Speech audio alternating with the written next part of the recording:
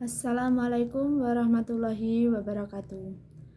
Alhamdulillahirrabbilalamin. Segala puji bagi Allah Subhanahu wa Ta'ala yang telah memberikan kita nikmat iman, nikmat Islam, dan kesempatan untuk terus belajar serta memperbaiki diri. Salawat serta salam semoga senantiasa tercurahkan kepada junjungan kita Nabi Muhammad SAW beserta keluarga, sahabat, dan kita sebagai umatnya hingga akhir zaman. Hadirin yang dirahmati Allah, pada kesempatan siang ini, marilah kita membahas tentang ekonomi syariah, sebuah sistem ekonomi yang bukan hanya berbicara tentang keuntungan, tetapi juga keberkahan, keadilan, dan tanggung jawab di hadapan Allah Subhanahu wa Ta'ala. Ekonomi syariah adalah sistem ekonomi yang berlandas Al-Quran dan Sunnah. Tujuannya bukan semata-mata untuk mencari profit, tetapi juga mewujudkan keadilan sosial, menghindari kezaliman, serta mendistribusikan kekayaan secara merata. Hadirin sekalian, dalam ekonomi syariah ada beberapa prinsip utama yang perlu kita pahami. Prinsip pertama yaitu larangan riba. Riba adalah tambahan yang diambil secara tidak adil dalam transaksi pinjam-meminjam. Dalam Islam, riba sangat dilarang karena merugikan salah satu pihak dan menciptakan ketimpangan ekonomi. Allah Subhanahu wa Ta'ala bahkan menyatakan perang terhadap pelaku riba. Ini menunjukkan betapa seriusnya larangan tersebut. Yang kedua, kejujuran dan transparansi. Dalam berdagang, Islam sangat menekankan kejujuran.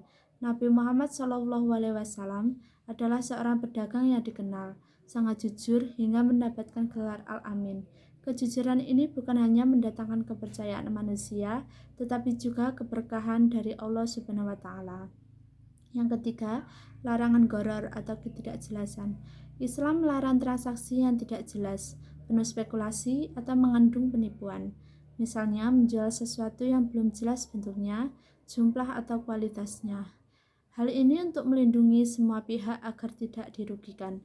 Yang keempat, adanya keadilan dan keseimbangan. Dalam ekonomi syariah, tidak boleh ada pihak yang ditindas atau dirugikan. Semua transaksi harus saling ridho dan menguntungkan kedua belah pihak.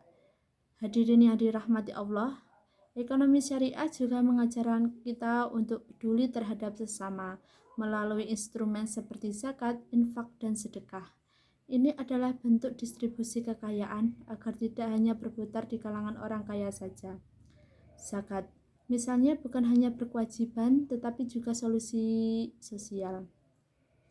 Dengan zakat, kita membantu fakir miskin, mengurangi kesenjangan, dan memperkuat ukhuwah Islamiyahnya.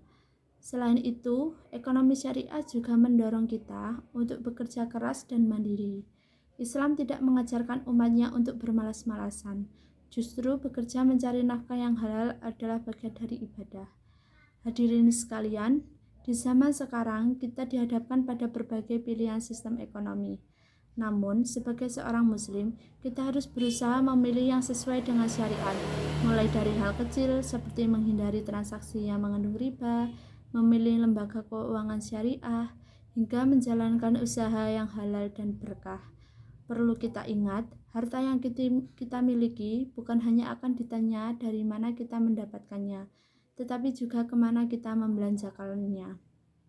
Oleh karena itu, mari kita jadikan ekonomi syariah sebagai bagian dari gaya hidup kita, bukan sekadar konsep, karena sejatinya keberhasilan bukan hanya diukur dari banyaknya harta, tetapi dari keberkahan yang Allah berikan.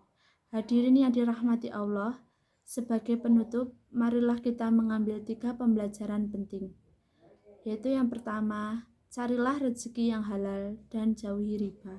Yang kedua, terapkanlah kejujuran dalam setiap transaksi.